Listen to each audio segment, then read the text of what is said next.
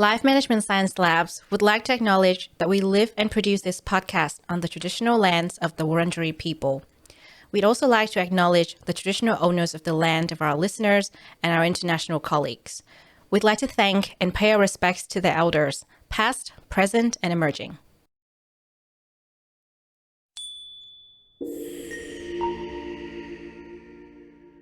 Hello, everyone, and welcome to Sero Boost, the Happiness Science Insights podcast, produced by LMSL, the Life Management Science Labs. We are champions of life management science, providing structured insights informed by science and inspired by practice on key aspects of conscious living. Each week, we bring you scientific and practical insights on each element with the expert knowledge of professionals in the field. I'm your host, Lu Ngo, coming to your ears from Naarm, Melbourne, Australia. Let's learn together. Hello, Penny. Thank you so much for joining us in the virtual studio today. Absolute pleasure. Yeah, so I have to say, I was actually doing some research before our chat, and when I watched your video on why, it was really inspiring, even though it was such a short video, but hearing your story is incredible. However, we have a tradition on the show, and we always let our guests speak for themselves because I think there's no better way for our listeners to get to know you than from you. So please share with us who you are as a professional, as a human, and why you're here to talk about happiness. I love the question, who are you as a human being? I ask it all the time because your answer always changes. So today, as a human being, I am first and foremost a mother of an 11-year-old son Wow. who's a soccer fanatic and an 8-year-old black Labrador. I Aw. am a yogi. I am imperfect, beautifully flawed. I am a change maker and someone who is passionate about leaving the world just a little better than what I arrived in it. That's beautiful. I can feel your energy already, and hopefully listeners can feel that as well. Even though, we are in this virtual room together, some of listeners might just listen to it, maybe on their way to another meeting, but hopefully this leaves them with a lot of peace. I feel that already. It's very calming. So thank you for the introduction. And I think today we have a really, really interesting topic that we would love to talk to you about because throughout your work, through your life and your career, we see that you're an advocate and you talk a lot about future self. Mm, And we know that there are a lot of things that you're passionate about, but today we're here to talk to you about future self, especially for a lot of us is a new year. For me, it's also a new lunar new year as well. So, it's that time of year. We think about our future self a lot. So, we would love to hear your personal definition of this topic. happiness. Yeah, so I say happiness for me, in terms of how I define it, is being able to ride the wave. Sorry, future self in the context of happiness. Oh, future. So sorry, reframe the question for me again. Yeah. So, how would you define future self in the context of happiness? So immediately when you say future self, I think in the context of happiness, the problem is that we're constantly looking at the future self where the greatest opportunity is with the current self. Mm. So rather than looking at what we can do in the future to be happy, when I put those two things together, I say, what can I do right now? What can I change in my way of being that can Yeah. actually inject more happiness into each day? Because happiness is got not a goal, nor is it an end state. It's actually a way of being. So that's what I think of when you ask me that question. So I don't know whether it answers your question, but that's where it takes me. No, it does. It absolutely does. And I feel like for me, when I looked up this topic and when I thought about the conversation we were going to have, I already thought, you know what? We have a present self and we're constantly living in the present. And in a way, we are building our future self up by living in the present, right? Correct. So, yeah. So, why would we care too much about the future self while we actually can spend so much time and energy and our mindfulness on investing in on our current self? So, I Yeah. love your definition. Perfect. All right. So we are very excited to have you here, and a lot of people would love to know more about you. We do too, which is why we created this fun activity called Rapid Fire. So we would love to know about Penny, what Penny likes. And Mm. a lot of the things that are here, when you hear the word, we would love to know what is the first thing that pops into your mind. It could be something that is your current favorite or your old time favorite, or just something that you've been thinking about a lot. So the first thing we want to know from you is a book that comes to your mind. Oh, deep work. I love deep work. Deep Tell me work. more. I mean, that I read a hell of a lot. I'm studying psychology, so gosh, I reckon probably 30% of my week is reading at the moment. But deep work is just a book that changed my life. Like the practices, again, it's like, what can I do right now to get into that state of flow that so many of us long for, Yeah, but we avoid because distraction takes us away from the discomfort of being in something for an extended period of time without anything else going on. It's love almost that. abnormal now to, Yeah. to not do 10 things at once. Yeah, I love that book too. So highly recommend if anyone has not read that, please do. It's life-changing. Mm. Number 2 is a movie that comes to your mind. Shawshank Redemption. Oh, I also love it. Another favorite. It's like a classic. Like I can Yeah. it's one of the only one I could watch it over and over again. I just think there's just so much in it. Yeah, absolutely. I totally agree with you. Number 3 is a podcast that comes to your mind. Hidden Brain, Shankar Ooh. Vedantam. Yeah. Someone Um, just recommended it to me the other day too. yeah, I just it's a lot about the brain and how the brain works and why we behave the way we do. But definitely there's a scientific bent to it. But the people that he interviews, it's just really diverse and fascinating. Amazing. And next one, we have a documentary that comes to your mind. Mm. Oh, I can't remember the name of it, but it's on, I think, Netflix, and it's only been around the last 12 months, and it's The Octopus. Oh, I think someone just mentioned it today. Something about learning about the human through octopus. Yeah, it's like this guy makes friends with this octopus, and he's going through, some pretty heavy stuff in terms of his mental health and well-being. And basically, the octopus brings him back again into the present moment and reinvigorates his whole life. And it's really magical because I Yeah, think we don't know a lot about the octopus, but the octopus is actually a really interesting animal. So yeah, that's what comes to mind. there you go. We'll go on Netflix and find something with octopus in it, and it should pop up, I believe. All right. So number 5, we have a famous role model of yours. Famous role model.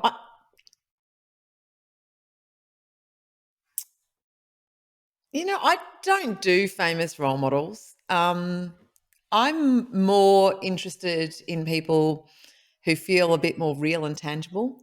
So Yep. whenever I think of a role model, I'm going to go not famous. Yep. I'm going to go my mum.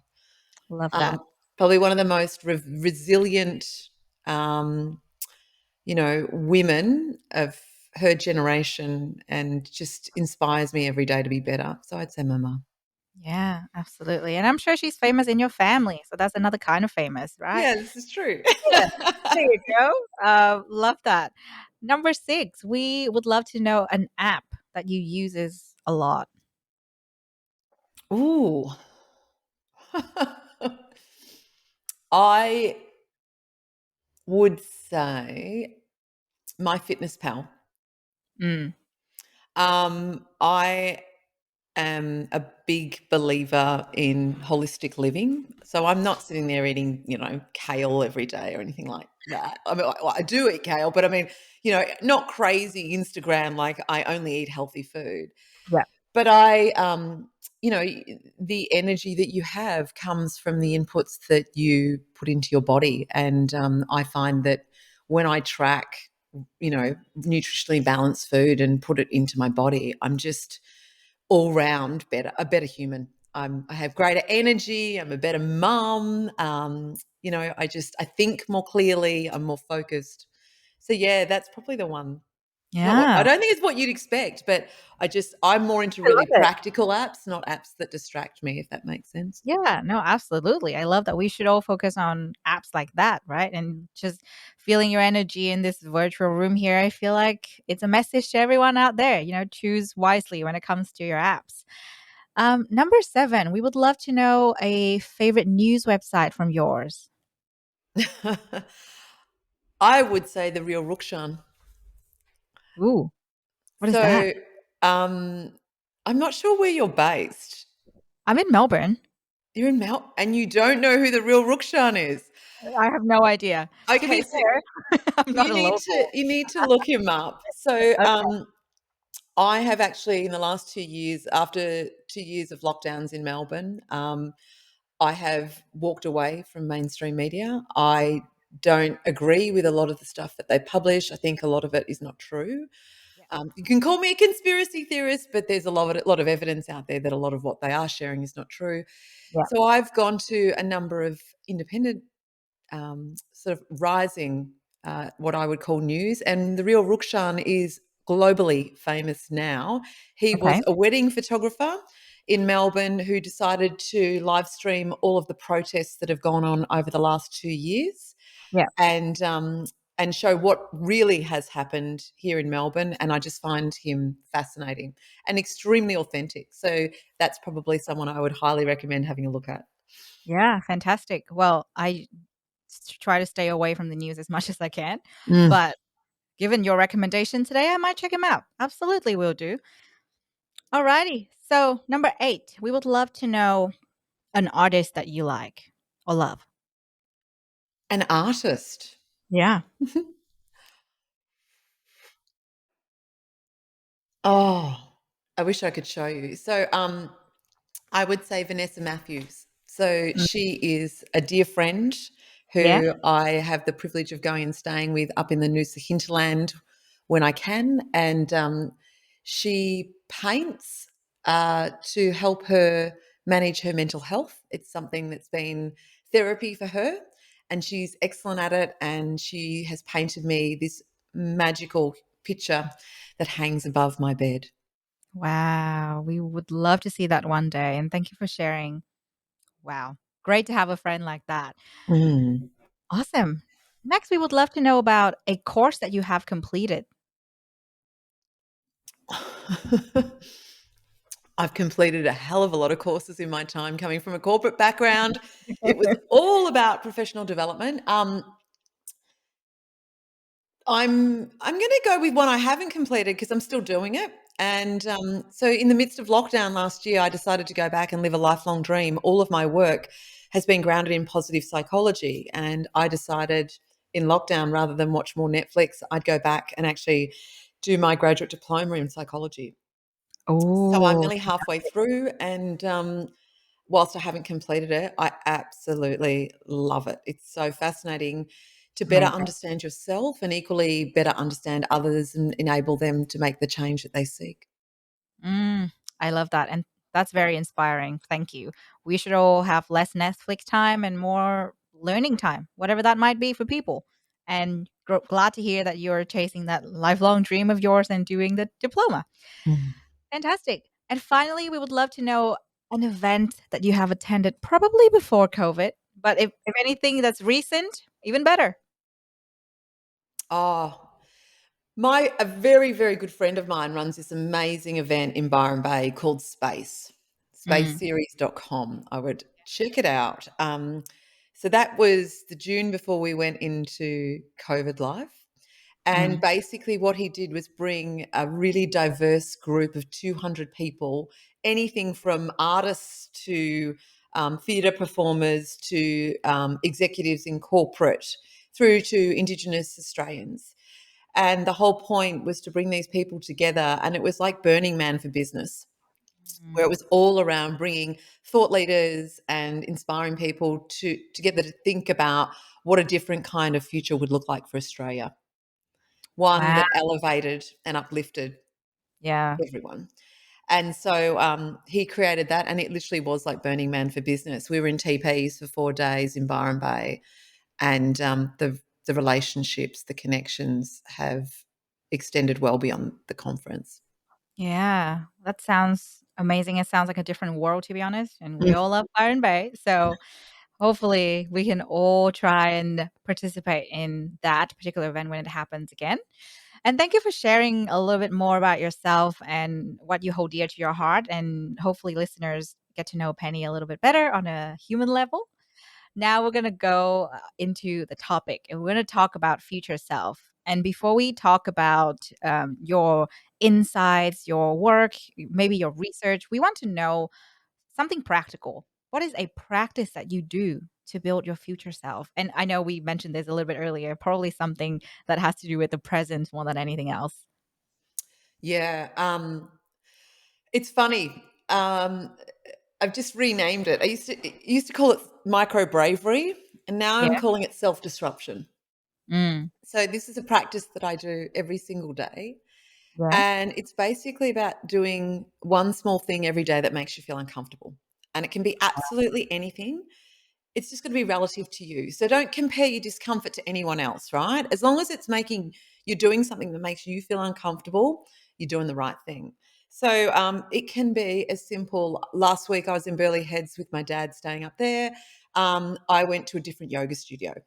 That makes me feel uncomfortable. It's not my normal environment. I went to a different co-working space. Those are little things that for some people it might be talking to a stranger.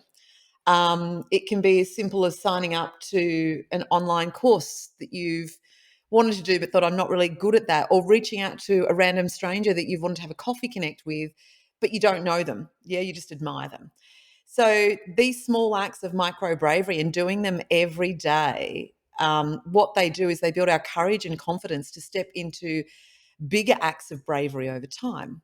And you will be astounded at what you are capable of when you practice this daily over years. Off Mm. the back of this practice, I've had opportunities like speaking at Google in Silicon Valley. I got a TED talk. Wow. I sold the rights to my first book for TV production. Like, it's crazy. You are capable of so much more than you realize. But if you don't step into the discomfort and learn to do that in a really practical way, you're going to leave all of that potential on the table. Wow. That left us with a lot of thoughts for sure. Because a lot of us are scared all the time, taking the first step is scary. And we know that the big break, whatever that might be, is there, but it's just really hard to actually get going. So I would reckon when you first started practicing this, there must have been a lot of challenges. So what are some of the challenges and how did you overcome them?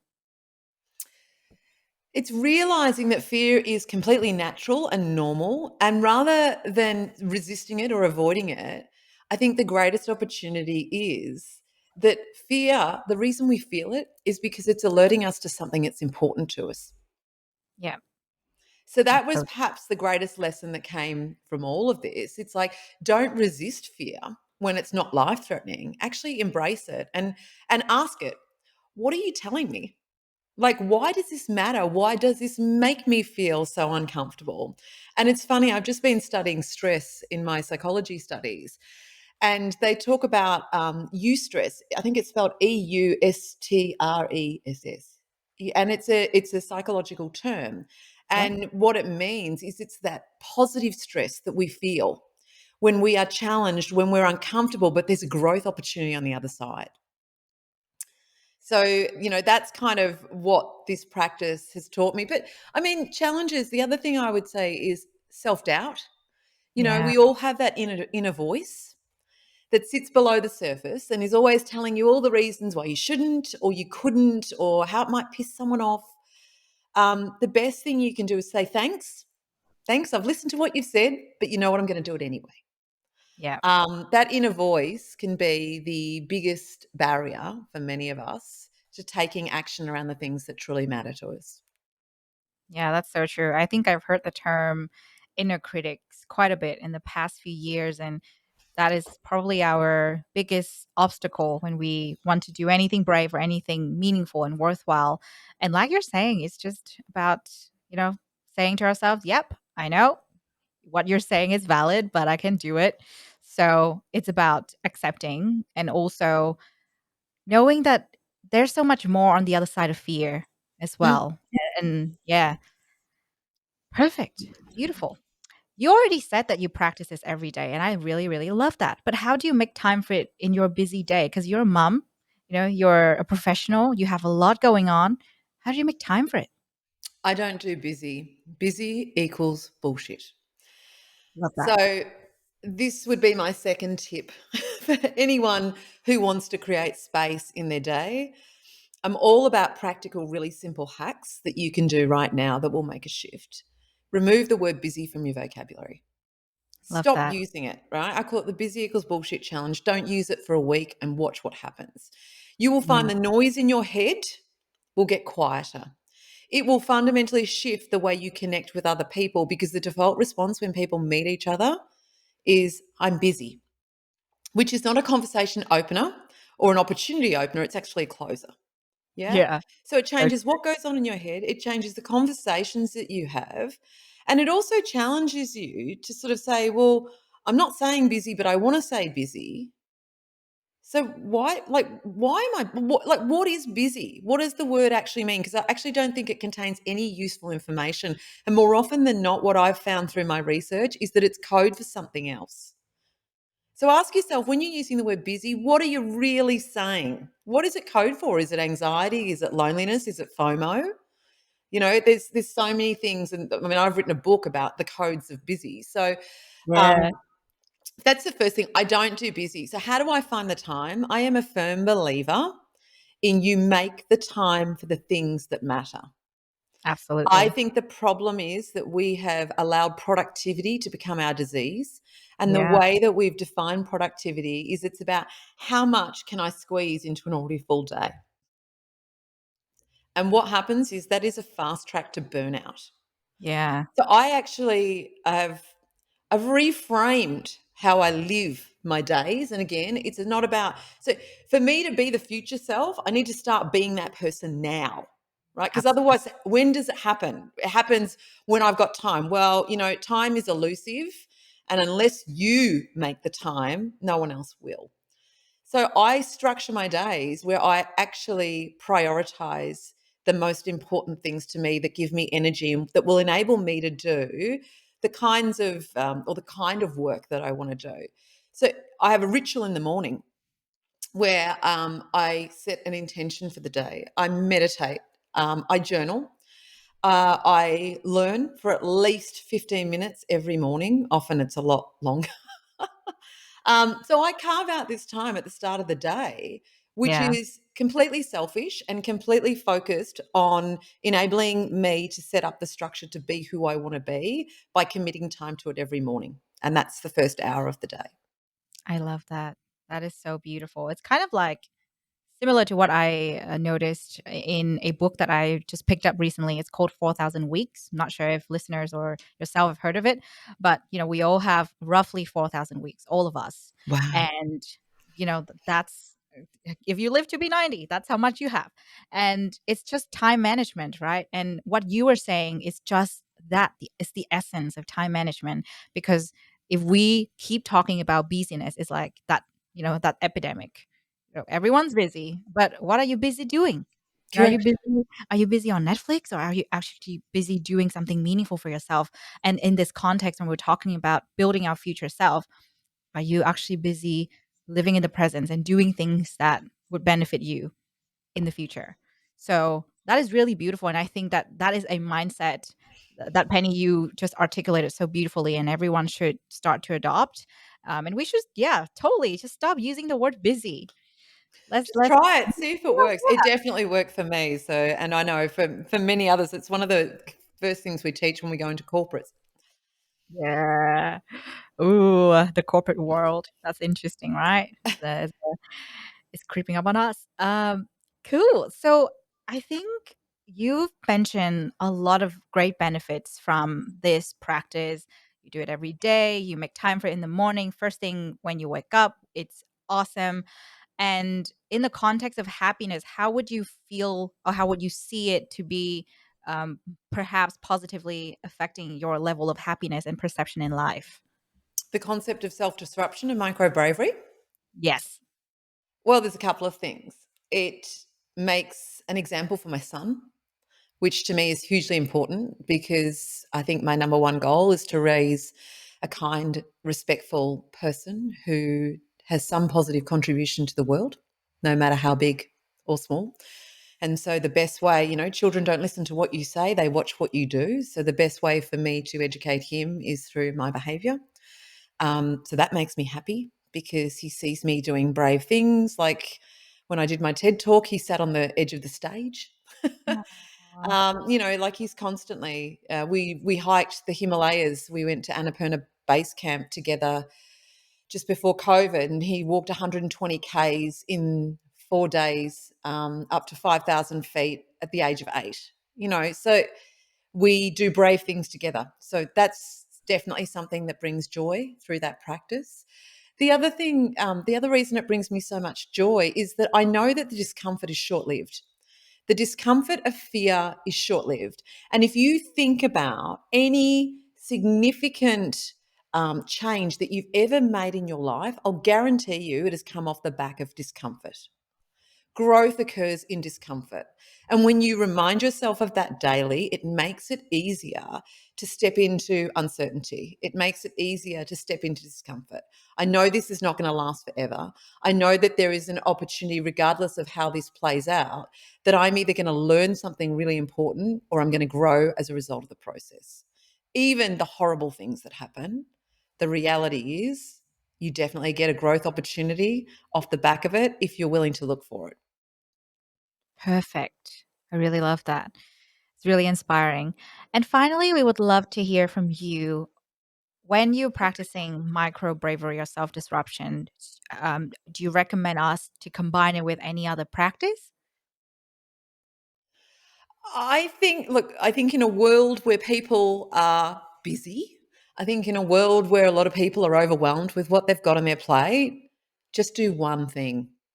If you can do one thing differently, like I'm a big fan of experimentation. So a lot of the programs that we teach, I give people one thing to do for the week, just one. So if you try this on for a week, see if it works for you because we're all different and just observe what happens.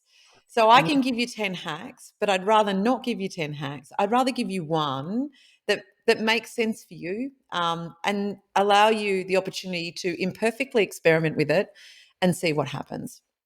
I love that. Amazing. Especially when a lot of us get overwhelmed easily nowadays, given what's been going on and all the Mm. different priorities in life. It's great to start with one little thing. Thank you so much for sharing that. I think we have a lot to take away from today and to focus on that little thing that we can do each day. We'll try it for a week. We'll see what happens. And perhaps if it works out well, listeners will probably ping you, Penny, and you'll hear about all the wonderful results that come out of it. So thank you for sharing. And now we actually are going to talk a bit more about your work and your insights about happiness and future self. And we always start with asking our guest about your personal definition of happiness because it means different things to different people. Each person has their own definition. Mm. What does it mean to you?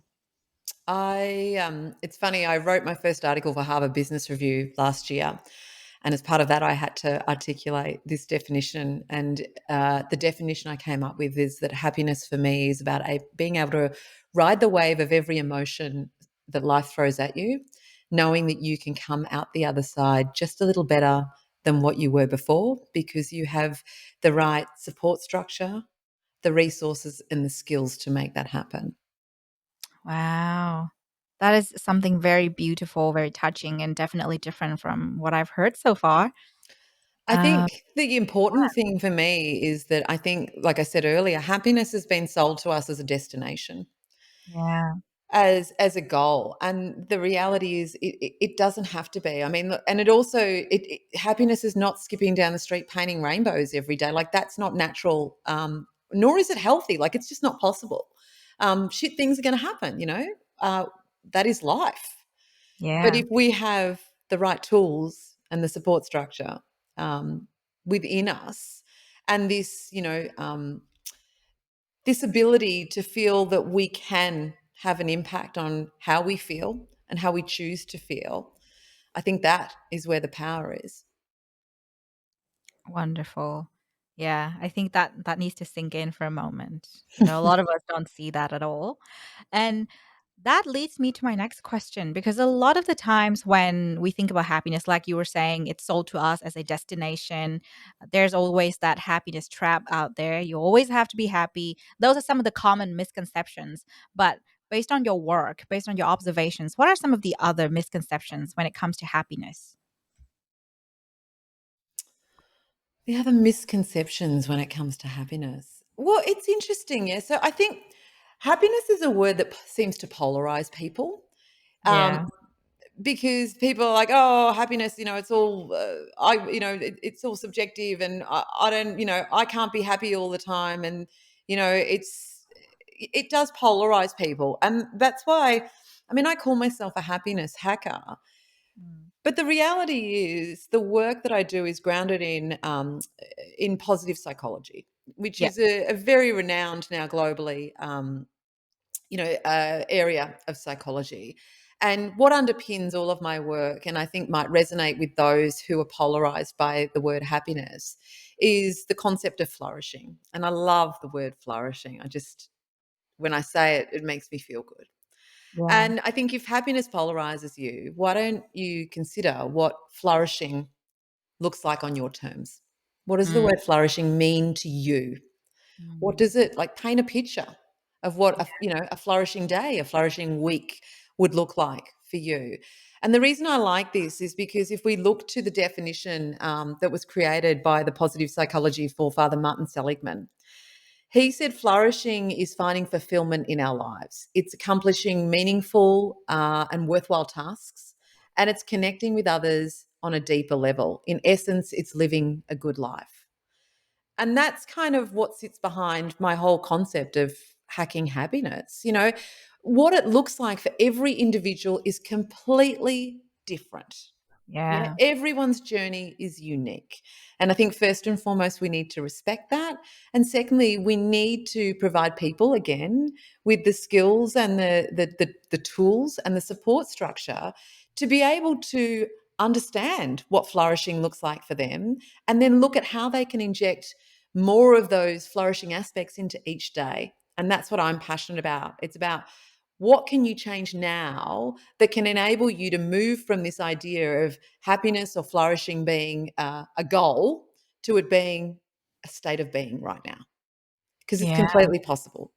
Yeah, absolutely. I think we don't normally do this on the podcast, but I think for today, given what Penny just told us, listeners, if you have a moment, pause this podcast, video podcast, wherever you might be listening from, grab a pen and Mm. journal it out. Or if you're on the road and you cannot do that, maybe take it as the one task you need to do today. Journal it out. What does flourishing mean to you? What does your day look like when you're flourishing? That'll be a great journaling prompt. And I'm going to do that myself after talking to you today, Penny. So thank I'd you. love to hear what comes up. Yeah, thank you for sparking the thoughts. It's amazing. Alrighty. So we talked about the practice earlier of building up your future self. And I think one of the things that I picked up when we talk about self-disruption or micro bravery is that when we want to be brave and do little things that scare us every day, we need to be intentionally adaptable, right? Because we need to be able Mm. to deal with whatever comes our way because there's something completely new and scares us.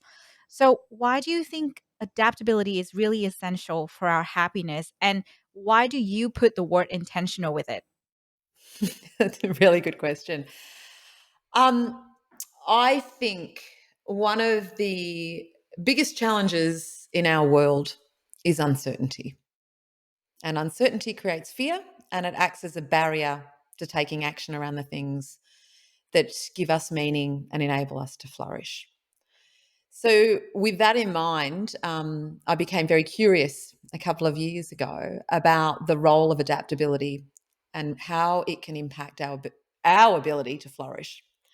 So I started to do a lot of research, looking at academic literature to see who had gone down this path before and what was out there.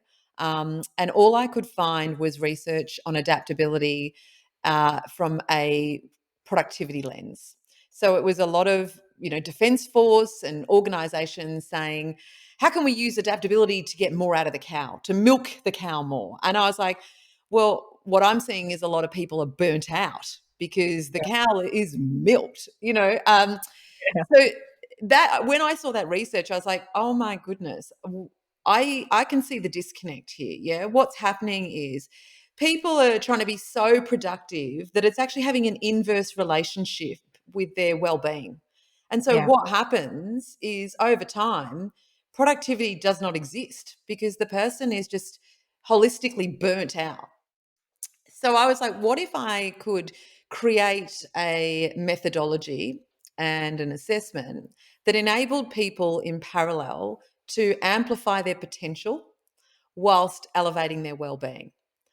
And the means to do that was this concept of intentional adaptability. I was like, well, what if we could bring meaning and intention to the forefront of how we made decisions? And what if we could use this idea of intentional adaptability, like being intentional about how we change to navigate uncertainty? And that was kind of the beginning of a lot of work and a lot of research with some amazing Yeah. corporate partners like Microsoft and Deloitte, and even a Wow. grammar school here in Melbourne. And Mm. what we came up with was a model, a skill set model that basically we called it in the intentional adaptability quotient. So you've heard of EQ and IQ. Yeah. Your IAQ, your intentional adaptability quotient, is basically what I call the new intelligence for the human age, which is where we're at now. Wow. And it focuses on three core skills, yeah, that I think help you navigate uncertainty from a place of meaning, enable Yeah. you to make change from that place, enable you to unlock potential whilst amplifying your well-being. Um, and so those skills are, first and foremost, we teach people how to focus in a world that's designed to distract them. Yeah. Playing into our conversation about micro bravery, how to use fear and failure to shape the change you want in your own life and in the world around you. So that's courage. And then the third component is curiosity. We teach curiosity as a state of being, not something you do in your spare time, of which people tell me they have none. We teach people how to have curious conversations again. Yeah, how to Yeah. be curious about themselves, the world around, how to listen more and ask more questions than have opinions or statements, which is what we seem very good at the moment. So that's kind of how the concept came about. And I'm really proud to say we've just had, in the last 6 months, the methodology validated as a psychometric. So it actually has been Amazing. proven that our assessment can measure change readiness and life satisfaction. And now we're in the process of coaching clients to look at which interventions, like these little micro bravery tips that I'm giving you, have the greatest impact on elevating your happiness or your flourishing, and your skill and intentional adaptability so that we can impact more lives. Yeah.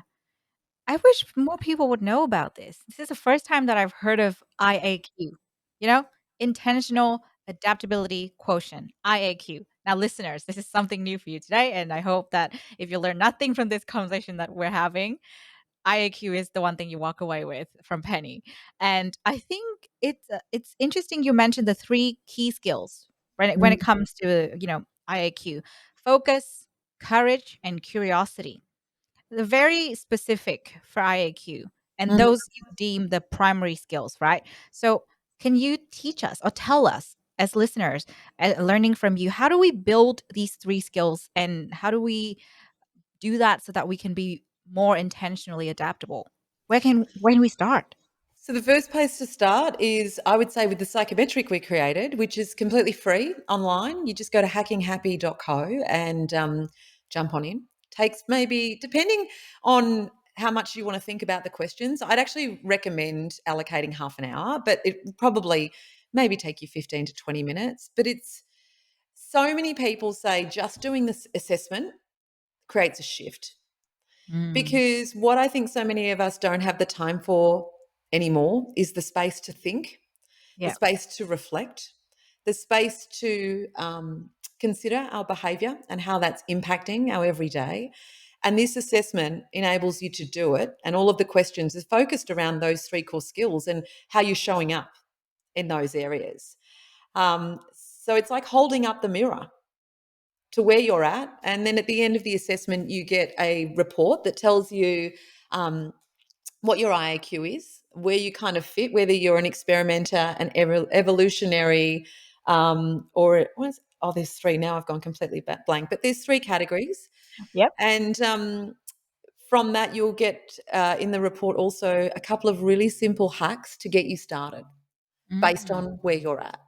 Yeah. So that's where I would start to build intentional adaptability. And look, there's a whole host of, like I say, there's so many interventions and happiness hacks that we've built off the back of this that I could share. But I would say small changes have a significant impact over time. So if all you did was the assessment and practice micro bravery or remove the word busy from your vocabulary, if you did one of those things over the next week, you will notice a difference. Fantastic. That's amazing. Thank you. We're walking away from so many great tips and things we can do. And how often do you listen to a podcast, and you have homework to do? So here are your homework today, listeners. And for myself, I'm reminding myself now, first of all, just journal it out. How does a day look like for me when I'm flourishing? And second, please remind me, what's the website? Is it hackinghappy.co? That's correct. Yeah, go to Hackinghappy.co. hackinghappy.co and do the questionnaire, do the quiz, and find out what kind of a person you are in the sense of IAQ. Mm, And that will help us to start living today a bit better and build our future self. And I think that's really, really beautiful. Become more intentionally adaptive. It's not something you hear every single day. So just make sure you take action. And I think one more thing that is really interesting for us when we look at your work and we really admire what you have been doing.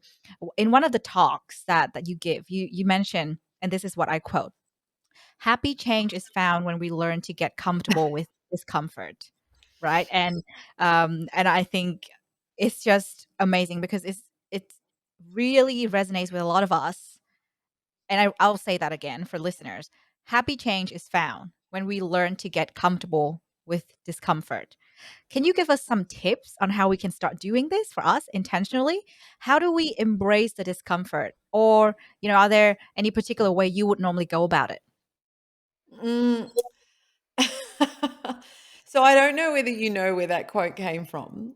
Um, Um, in one of the talk, and I think that's one of the video when you delivered a keynote speech in a bathing suit. Is that right? I did, yeah. Yeah. So Yeah.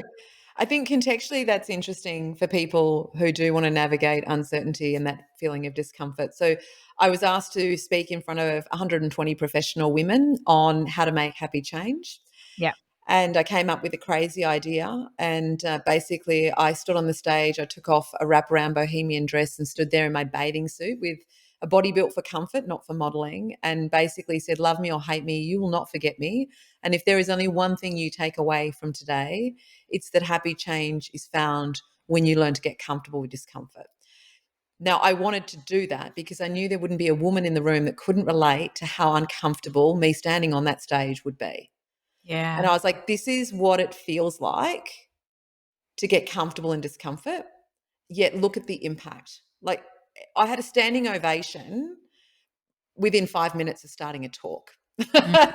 Like that's it's very unusual. So the message got across. And the thing is, I think with this stuff, if you're going to share these tools and tips, you can't share it unless you live and breathe it. And that was me living and breathing what I teach. That was an act of macro bravery, not micro bravery. And I won't do that again. Absolutely. It had its impact and it went viral around the world and it was amazing. But when you say getting comfortable with discomfort, I think that's what's interesting, right? There's so much talk about this idea of getting comfortable with discomfort. People want to know, how do I do that? And how you do it is the practice that we started with, which is micro bravery. The Yeah. only way you get comfortable with discomfort is by conditioning yourself to do that. And the only way to condition yourself is through consistent practice or experimentation. Fantastic. Yeah. We've really gone full circle here. We Yeah. touched on the practice. We talk about intentionally becoming adaptable. Now we're going back to how do we get comfortable with our discomfort, and it's literally the first thing that we talked about today. just the practice of micro bravery, or as you renamed it, Self disruption. self disruption. Don't wait for someone else to disrupt you. Disrupt yourself Yeah, on a self daily disruption. basis. Yeah, Because what will happen is then when the world disrupts you with crazy things like COVID, you have this skill set within you to be able to navigate it in a way that is intentional. Yeah. So, yes, there's always things that are uncontrollable, but you can always control how you show up and the intention that you choose yeah. to lead you into each day.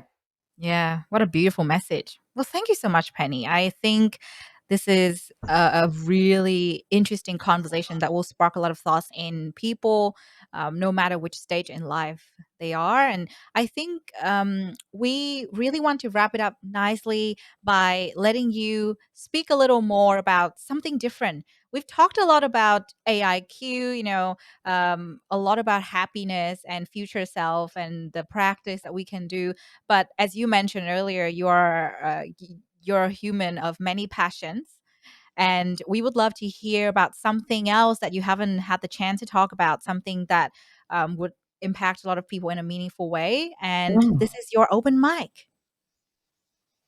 Something else. That's a Yeah, really good question, and no one's ever asked me. Um, and we're it's glad funny to on ask. my podcast, I always ask, "What's the one thing you'd love to talk about that nobody ever asks you?" Yeah, great. What would I breathe? Just breathe. Yeah, So, one of the most powerful things that I do in all of my corporate sessions now, because the last 2 years of my keynotes, yeah, I haven't stood in front of a live audience for 2 years. And I used to travel the world speaking in front of thousands. Everything I've done has been delivered online. I'm glad we've got Zoom, but at the same time, there is nothing that can replace what you get from human absolutely. connection. Um, but what I have found in those sessions is the most powerful thing is grounding people with their breath at the start of every talk that I do. And that came off the back of another COVID gift, which was going and doing my yoga teacher training last year. And Oh, fantastic. yeah, I think breathing and connecting with your breath is one of the best ways to calm yourself, to calm anxiety, to get yourself connected and present in the moment, to focus. And there's a really simple technique that's extremely powerful that's used from anywhere from Navy SEALs through, to elite athletes, and it's called box breathing. And all Mm, you do is you breathe into the count of four and breathe out to the count of four. And doing it, even if you only do it for 5 or 6 rounds, massive impact just to get yourself grounded again. So breathe. amazing. Yeah, amazing. Thank you. Another homework for listeners. Here we go. We have a lot to Don't learn say from you homework, it today. sounds like a chore. It's not a kind of chore. I feel like for me personally, as adults, you don't get given homework anymore, right? And sometimes you just forget to actually take actions on the Mm, cool things that you see. And I mean homework in the most loving way possible. I love doing homework after talking to our guest. And I think this is it. This episode, we come away with a lot of learnings, a lot of insights, and we have a lot of homework to do because we don't want to walk away forgetting about what you just talked to us, Penny. It's really great that you bring us to a space of self discovery, mm, self acceptance, and you open a lot of space for us to think because what we do today impact our future self. But we always forget about that because we're so busy living in the future, so busy worrying about what's to come tomorrow, especially in the context of this pandemic.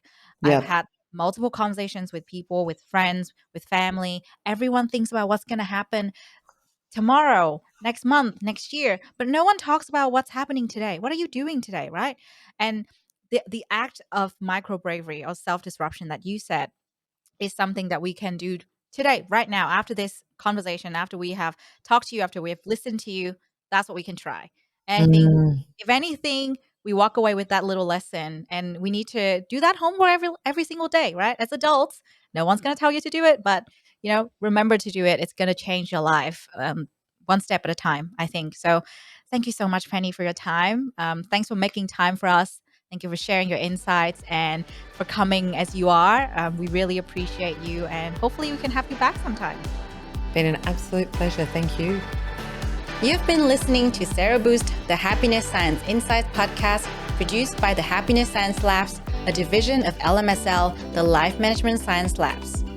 More episodes are available from 10 life management perspectives and can be found by searching LMSL on Apple Podcast, Google Podcast, Spotify, YouTube, and other podcasting apps available on your devices.